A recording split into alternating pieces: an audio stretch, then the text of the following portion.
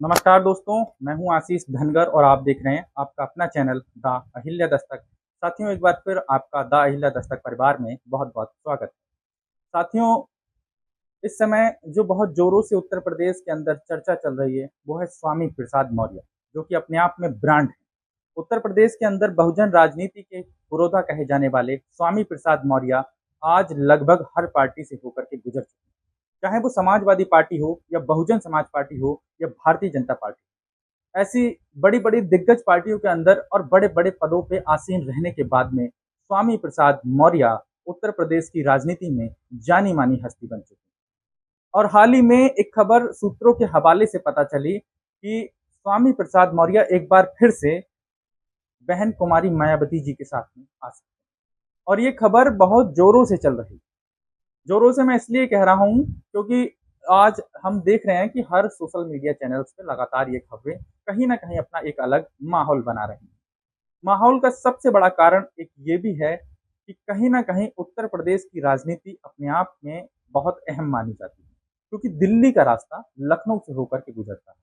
क्योंकि केंद्र में यदि हम बात करें तो उत्तर प्रदेश एकमात्र ऐसी ऐसा प्रदेश है जहाँ पे राजनीतिक रूप से यदि देखा जाए, चाहे वो लोकसभा वाइज देखा जाए, चाहे वो विधानसभा वाइज देखा जाए, दोनों ही तरफ से सबसे बड़ा राजनीतिक क्षेत्र है। और जिसने उत्तर प्रदेश को जीत लिया, यकीन मानिए साथियों, राजनीति में ये माना जाता है कि उसने हर क्षेत्र जीत लिया। क्योंकि कहीं ना कहीं उत्तर प्रदेश का अपना अलग महत्व है। यहाँ से जो भी नेता बन करके निकलते हैं, पूरे देश में उनका डंका बजा है, चाहे वो कल्याण सिंह हो, चाहे वो मुलायम सिंह यादव जी हों, चाहे और तमाम ऐसे राजनीतिक पुरोधा रहे हों, चाहे चौधरी चरण सिंह जी हों। यानी कि उत्तर प्रदेश की राजनीति का डंका पूरे केंद्र में बसता है, इसमें कोई दो राय नहीं। हाल ही में सूत्रों के हवाले से ये पता चला कि स्वामी प्रसाद मौर्य साल 2024 में, यानी कि अभी के लोकसभा चुनाव में, समाजवादी पार्टी से इस्तीफा दे करके उन्होंने अपनी एक अलग पार्टी बना दी। हालांकि वो पार्टी पहले ही साहब सिंह धनगर के द्वारा बना दी गई थी, राष्ट्रीय सोशलिस्ट समाज पार्टी। लेकिन कहीं ना कहीं राष्ट्रीय सोशलिस्ट समाज पार्टी का अब नेतृत्व करने के लिए स्वामी प्रसाद मौर्य ने जिम्मेदारी ले ली। और एक बड़ा, कहीं ना कहीं उन्होंने एक बहुत बड़ी बैठक की थी, बहुत बड़ा एक हॉल था जिसको भरने का प्रयास किया गया। हालांकि ये बात अलग है कि कितने हद तक उस हॉल को भर सकते।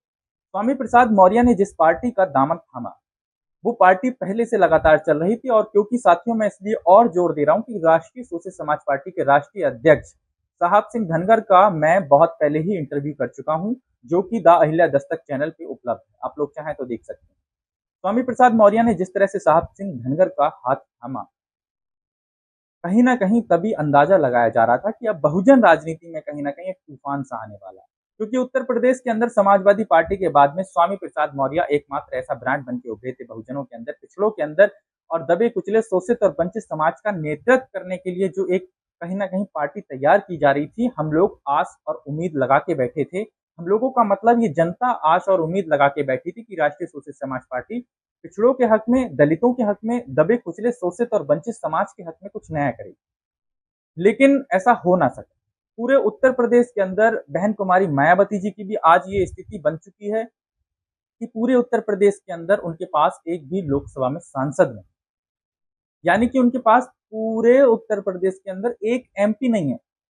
और ये वही पार्टी है जो 4-4 बार उत्तर प्रदेश में अपनी कमांड कर चुकी है। बहन कुमारी मायावती जी अपनी शासन के लिए जानी जाती है, आयरन लेडी के नाम से जानी, उनका अपना वजूद रहा है। लेकिन तमाम हार के बाद भी बहुजन समाज पार्टी आज भी एक ऐसी पार्टी जिसके पास बहुत बड़ा जनाधार है। हर पार्टी उससे खौफ खाती है। खौफ केवल इसलिए खाती है क्योंकि बहुजन समाज पार्टी के पास जो जनाधार है वो कभी भी कम होने वाला नहीं। ये शब्द बहन कुमारी मायावती जी ने स्वयं कहा है कि मेरा वोट, मेरा वोटर कटने वाला नहीं। साथियों, स्वामी प्रसाद मौर्य ने राष्ट्रीय सोशलिस्ट समाज पार्टी का नेतृत्व किया और 2024 के चुनाव में उन्होंने खुद कुशीनगर से चुनाव लड़ा।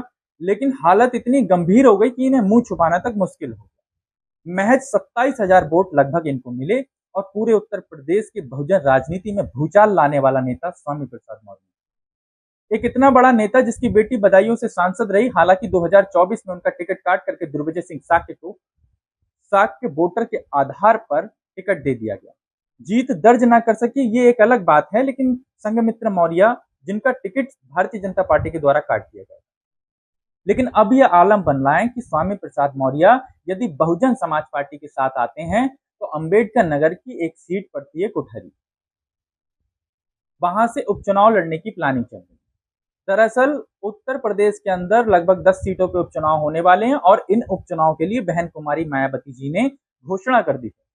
उन्होंने अपनी घोषणा में ये कह दिया गया है कि हर सीट पर उपचुनाव के लिए बहन कुमारी मायावती जी बहुजन समाज पार्टी और दलित पिछड़े तबके के साथ में तैयार हैं। और बहन कुमारी मायावती ने जिस तरह से आकाश आनंद को कहीं ना कहीं अपना उत्तराधिकारी बना करके एक जो नया नेतृत्व बनाने का प्रयास किया है, वो कहीं ना कहीं उनकी पूरी उम्मीदें हैं कि आकाश आनंद जी पार्टी को आगे बढ़ाने का काम करेंगे, कांसीराम जी के विचारों पर चलने का काम करेंगे, जनता के साथ में संघर्ष करेंगे। लेकिन स्वामी प्रसाद मौर्य यदि बहन कुमारी मायावती जी के साथ में आ जाते हैं तो कहीं ना कहीं संभावनाएं हैं अब कि उनकी बेटी संघमित्रा मौर्य भी उनके साथ आ सकती है। वैसे भी आकाश आनंद जी को एक ऐसा व्यक्ति चाहिए जो कि होनहार हो, जो कि तजुर्बेवान हो, जिसे एक लंबा अनुभव हो, क्योंकि स्वामी प्रसाद मौर्य इन सभी आंकड़ों के आधार पर बिल्कुल फिट बैठते हैं। क्योंकि तमाम बड़ी पार्टियां, राष्ट्रीय पार्टियां जिनमें स्वामी प्रसाद मौर्य बड़े बड़े पदों पे रहे हैं, जिनकी उत्तर प्रदेश के अंदर अपनी एक अलग वैल्यू भी है, और जिस सीट पे उपचुनाव लड़ने की प्लानिंग चल रही है उस सीट पे मौर्य वोटर भी अच्छी तादाद में है, धनगर वोटर बहुत अच्छी तादाद में है। और सबसे बड़ी बात यह है कि जो वोट बैंक बहन कुमारी मायावती जी का सगा कहूं तो गलत नहीं होगा, सगा वोट बैंक रहा है, जिसने कहीं ना कहीं हमेशा उनका साथ दिया है, दलित वोट बैंक, वो भी बहुत अच्छी तादाद में। और अगर ये वोट बैंक एक हो जाते हैं, इनके साथ में Lodhi vote bank, Kashyap vote bank और भी तमाम जो छोटे छोटे वोट बैंक हैं जिनकी संख्या कम है, मैं इस आधार पे छोटा बता रहा हूं, हालांकि कोई भी जाति छोटी नहीं होती, कोई भी समाज छोटा नहीं होता। कहीं ना कहीं ये यदि एकजुट हो जाते हैं तो निश्चित तौर पर दोनों को ही फायदा होने वाला है, क्योंकि स्वामी प्रसाद मौर्य भी इस बात को जान चुके हैं कि उत्तर प्रदेश के अंदर वो अकेले रह करके कुछ भी कहीं कुछ ज्यादा हासिल नहीं कर सकते, क्योंकि उत्तर प्रदेश की राजनीति एक अलग ही लेवल से चलती है। उत्तर प्रदेश के अंदर जो स्थिति रही इनकी, वो कहीं ना कहीं बहुत दयनीय रही, और लगातार आज की डेट जो आ चुकी है, आज की राजनीति जो हो चुकी है, वो कहीं ना कहीं गठबंधन की राजनीति चल रही है। जितने भी छोटे छोटे दल हैं वो कहीं ना कहीं राष्ट्रीय पार्टियों से गठबंधन कर रहे हैं, और केवल यही एक कारण है कि जो भी दल कहीं ना कहीं राजनीति में आगे बढ़े हैं वो केवल और केवल गठबंधन की ताकत पे बढ़े हैं। इसका जीता जागता एक उदाहरण है अनुप्रिया पटेल। बहन अनुप्रिया पटेल अपना दल सोनेलाल की राष्ट्रीय अध्यक्ष हैं, और उन्होंने गठबंधन की ताकत पर, ऐसे केवल एक ही दल नहीं, तमाम सारे दल हैं, क्योंकि एनडीए के अंदर भी इतने सारे दल शामिल हुए और वहीं विपक्ष में इंडिया के अंदर भी इतने सारे दल शामिल हुए। आज की राजनीति देख के आप साफ तौर पे एक चीज तो समझ गए होंगे कि गठबंधन की राजनीति ही ताकतवर राजनीति।